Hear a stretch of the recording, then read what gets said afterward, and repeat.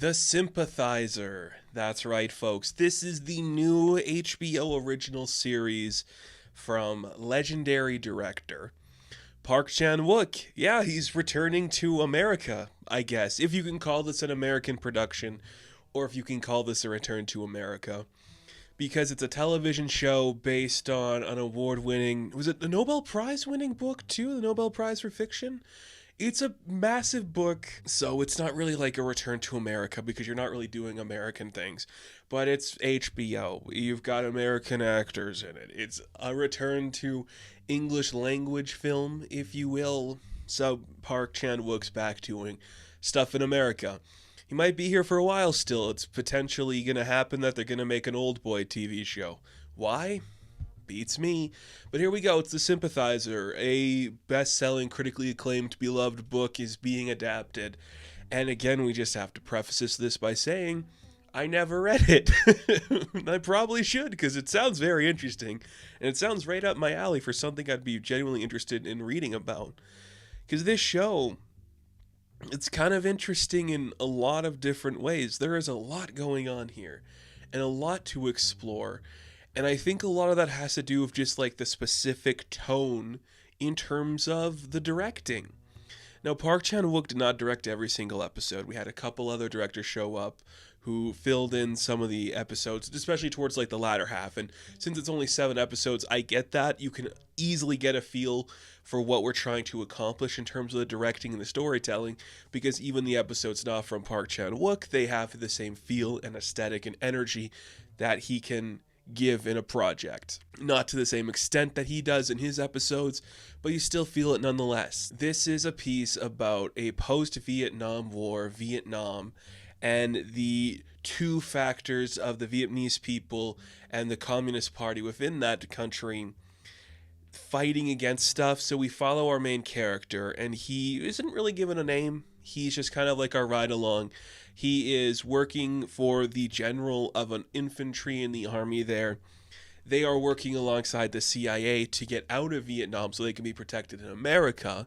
And then he's secretly a spy working for the Communist Party, being like somebody who talks directly to his friend who's like one of the lead generals on the opposing side.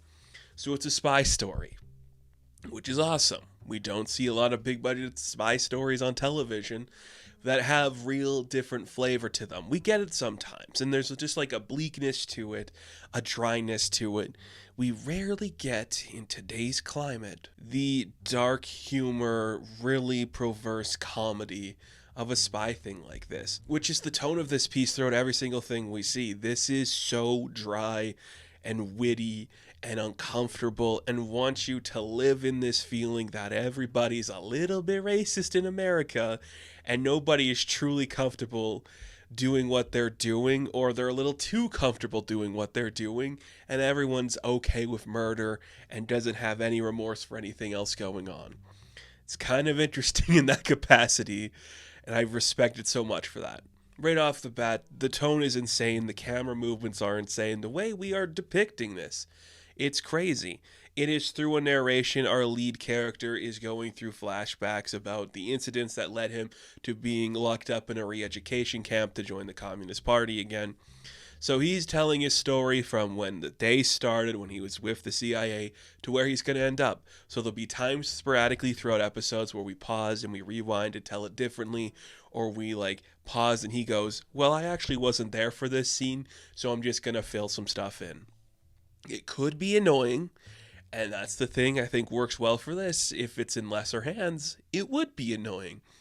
But it's very comfortable, it's very earnest, and it earns those moments where it doesn't feel like it's narratively destroying the piece, because the piece is trying to put you in this sense of like nobody is telling anybody the truth. There is confessions in the final episode that are just like what this is about.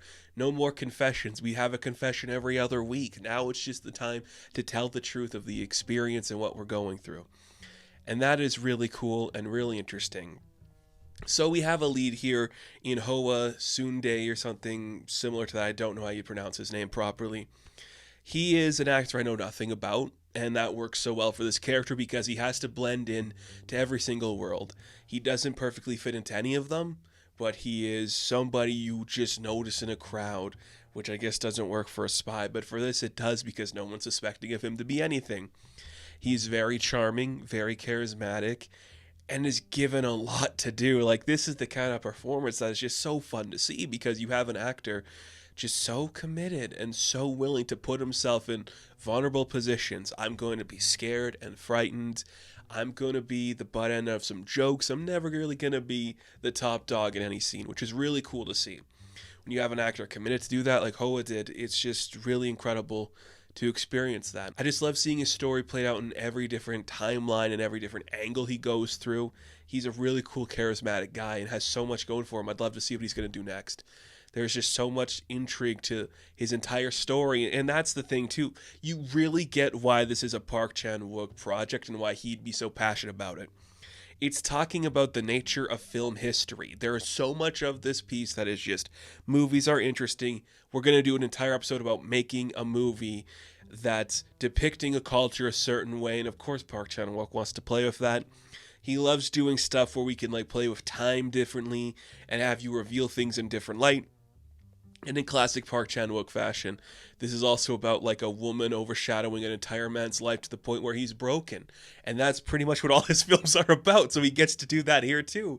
And you love to see that. So when you have an actor who can play the sad boy and have like 4 to 5 different women in various stages of his life in different episodes take control of his life, of course that's a Park Chan-wook thing. That's exactly what he loves to do.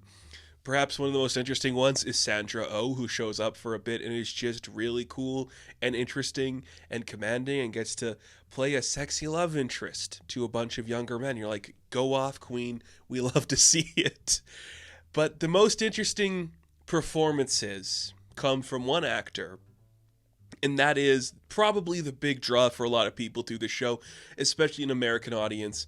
That is Robert Downey Jr. Robert Downey Jr. appears in every episode, and he plays multiple roles. And what Robert Downey Jr. is doing in the show, and what is asked of him, is to be the various personifications of the evil white guy that just like destroys like Asian history and Asian culture, and just presenting like a 70s era white guy who just thinks he's helping people of a different ethnicity, but is just so like evil and direct about his evilness that you could just tell he's schmarmy and gross through a CIA agent, through like a like a Republican congressman going into stuff, through like a movie director, through like somebody who's like a professor of Asian studies, just like this white guy who is just terrifying and terrible. And he plays it really well. This being the role we see from him after his Oscar win really shows you why he won that Oscar, because he could get to be the weird guy, and he is asked to do a lot of different stuff in here, and it's all really cool to see. And it's just nice to see him letting himself fall into the hands of a director and a story that can shape and morph him into a bunch of different things. He even plays a priest of the French hood, or whatever you like, a French priest, I guess that's what you would call it. I'm not going to talk too much about that because it's kind of more towards the spoiler stuff of this project, but it's one of the most celebrated books of the modern era, so if you haven't read it, that's on you. Or you're like me and you're just like, I don't got the time, but I probably should. It is such an interesting piece. And it's doing so many different things. It's going into every different direction, talking about like a post-Vietnam War world and how the Vietnamese feel about that, how like the people integrating into America feel about that, how there's like a revolution coming in that country and coming in other countries trying to fix this thing. It has a lot of money behind it, but that also just might be like the flavor that this directing team brings, adding so many new layers and wrinkles to every single thing you're seeing. There is just so much going on in this piece, and all of it looks incredible and is just so well crafted. I can't get over seeing an actual big budgeted show from a filmmaker I like having a specific feel and tone to it where nothing looks stupid. Like, there's so much thought into every single frame. It's not just easy setups. There is just complicated stuff throughout the entirety of this piece. And you have a team of actors and supporting cast that are willing to play like over the top bombastic silliness to deranged psychopaths to getting a little bit like anime inspired supervillain in the end of it. And you're just like, this is kind of crazy, but it all works well. And it's kind of just a story about friends who are forced into a life of war who have to work on different sides of it. And you're caught in the middle being like a double agent super spy to both sides or whatever. And all of that comes together just beautifully. It's really cool that in this weird era of streaming and HBO and Max specifically, this show can exist. Because I don't know if in the current things we're seeing for the Max era of stuff, and I do think this is like an HBO Max thing. It's supposed to be in that like category. Don't know if we'll see anything else like it again. It's rare that I think anything works this well. So it's so much fun. If you haven't seen it, I think it could work as a binge, but I liked it weekly just because it's a different flavor each time. We're talking about, government, we're talking about film, we're talking about war, we're talking about love and music and culture itself. And each time something happens, you just buy it, and it's so fun to see. A great lead, great supporting cast, and RDJ as like white evil personified. It's kind of fun to see that, and does something truly compelling and original with that concept. This is a really interesting show, and it comes from a very interesting book, so I don't doubt that it would be interesting. But just having someone like Park Chan Wook, it just elevates it that little bit more to like, oh, this is something an auteur wanted to make. It's not just, we own this and we have to make it. Somebody had an idea for it and a vision for it, and that makes it feel the extra bit special. So, The Sympathizer, I am going to give a 9 out of 10. Now, thank you all for watching this review. Be sure to like and subscribe to the channel. As always, you can check me out on Instagram, TikTok, and Twitter. And of course, I will catch you in the next one. Have fun, stay safe, good luck.